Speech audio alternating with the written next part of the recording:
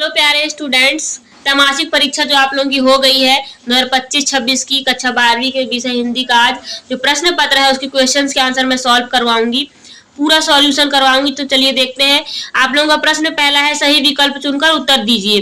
तो हरिवंश राय बच्चन की आत्म परिचय कविता में कवि ने चित्रण किया है, तो इसका हो जाएगा व्यक्तिगत जीवन का।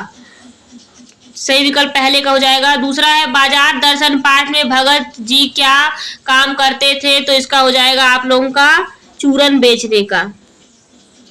चलिए तीसरा देख लेते हैं। सिल्वर बैटिंग में किसी पीढ़ी के संघर्ष को दर्शाया गया है, तो इसका हो जाएगा पुरानी पीढ़ी। इस प्रकार से टिक मार लीजिएगा, पुरानी पीढ़ी।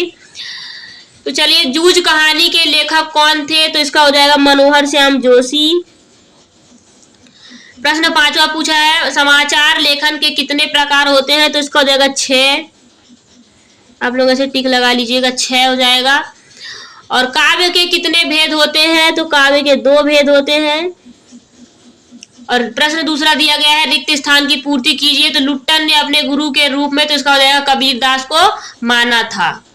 आप लोग का दूसरा सही विकल्प है, कहानी का सबसे आवश्यक तत्व, तो हो जाएगा कथानक है। तीसरा है, रेडियो नाटक एक श्रव्य माध्यम है। चौथा है, कहाँ राजा भोज कहाँ गंगू तेरी, एक लोकोक्ति है।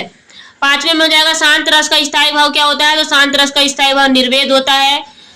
और छठवें में है, मोहनजोदड़ो सभ्यता, तो इसका हो जाएगा 5000 पुरानी मानी जाती है, 5000 वर्ष पुरानी मानी जाती है। इस प्रकार से आप लोग अपना रिक्त स्थान भर लीजिएगा। चलिए प्रश्न तीसरा देख लेते हैं, सत्य असत्य लिखिए। तो आप लोगों को सत्य असत्य बताना है यहाँ पे।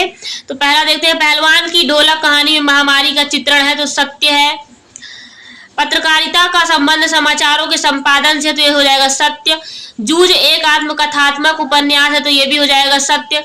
वृतांत पूरक पाठ्य पुस्तक है, तो ये भी सत्य हो जाएगा। पांचवा है, श्रृंगार रस का स्थायी भाव रति होता है, ये भी सत्य है। सवैया एक वर्णिक छंद है, ये भी सत्य। तो मतलब आप लोगों का सारा तीसरे नंबर का जो सत्य सत्य है वो पूरे सत्य है। चलिए प्रश्न चौथा, सही जोड़ी है, सही जोड़ी मिलाइए। तो छायावाद का हो जाएगा जयशंकर प्रसाद। गद्य की विधा का हो जाएगा पत्रकारिता। सिल्वर बैटिंग का हो जाएगा मनोहर श्याम जोशी। और सिंधु घाटी सभ्यता का हो जाएगा कहानी। काव्य की आत्मा हो जाएगा रस। आलेख का हो जाएगा ओम थानवी। और भक्तिन का हो जाएगा महादेवी वर्मा। तो इस प्रकार से सही जोड़ी मिला लीजिएगा। चलिए प्रश्न पांचवा देख लेते हैं, भक्तिन का मूल नाम क्या था, तो इसका हो जाएगा राम दुलारी। यशोधर बाबू के आदर्श कौन थे, तो इसका हो जाएगा महात्मा गांधी। जूझ कहानी किस भाषा में लिखी गई है, तो हिंदी भाषा में इसका आंसर लिख लीजिएगा। फीचर क्या है, तो फीचर एक विशेष लेख है।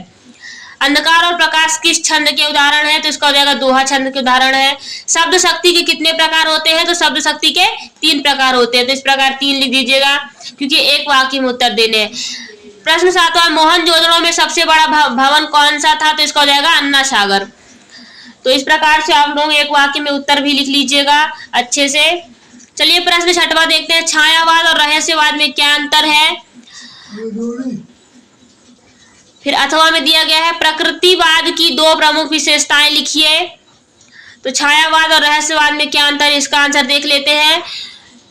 फिर अथवा में दिया गया है जो प्रकृतिवाद की 2 प्रमुख विशेषताएं, इसका आंसर देख लेते हैं। प्रश्न सातवां है, भक्तिन के किन 2 अवगुणों का उल्लेख लेखिका ने किया है, तो इसका आंसर इस प्रकार से लिख लीजिएगा। फिर अथवा है, पहलवान की ढोलक कहानी में ढोलक की आवाज का क्या प्रभाव है, तो इसका आंसर ये है, आप लोग अच्छे से लिख लीजिएगा।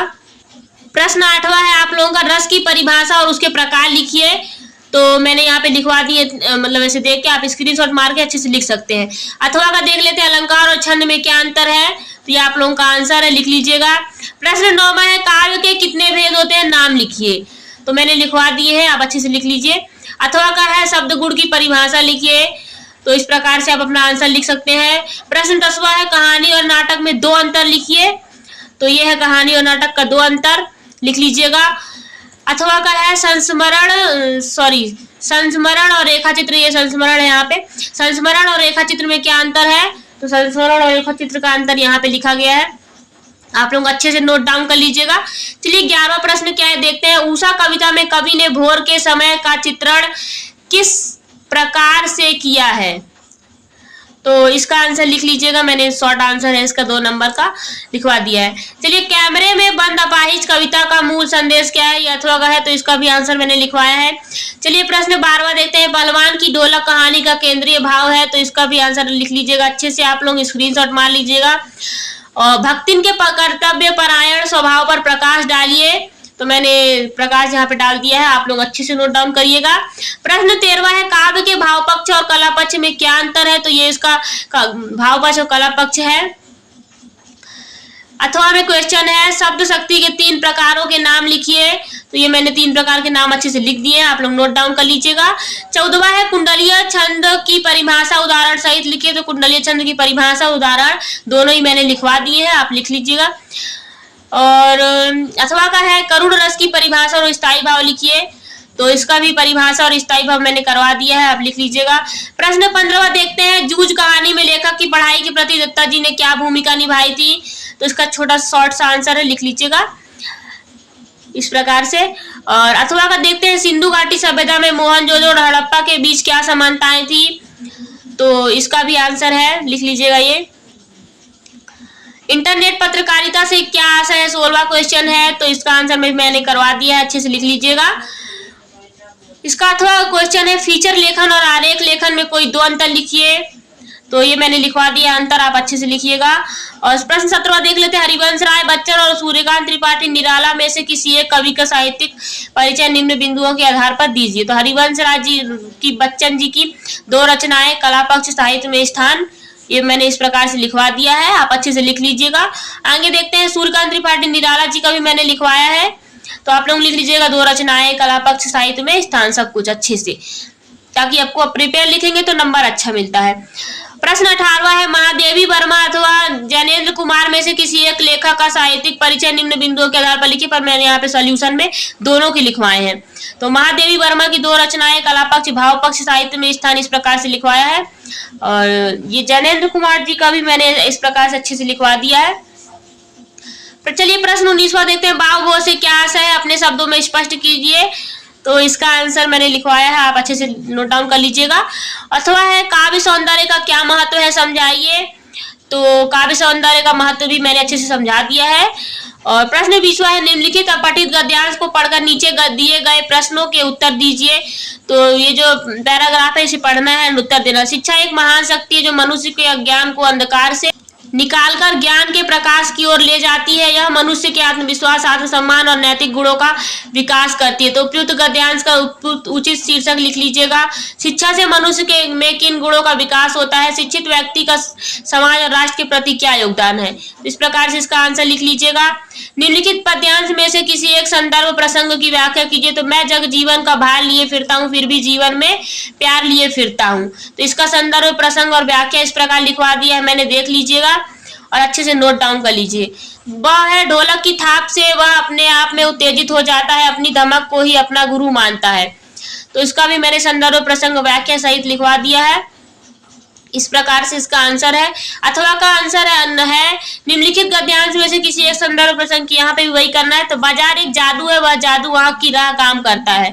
तो इसका भी संदर्भ प्रसंग और व्याख्या सहित मैंने लिखवाया है अच्छे से। पहलवान की ढोलक कहानी में ढोलक की क्या भूमिका, तो मैंने शॉर्ट आंसर लिखवाया, आप अच्छे से लिख लीजिएगा। प्रश्न 22वां देख लेते हैं। अपने क्षेत्र में बिजली की अनियमित आपूर्ति के संबंध में एक शिकायती पत्र लिखिए।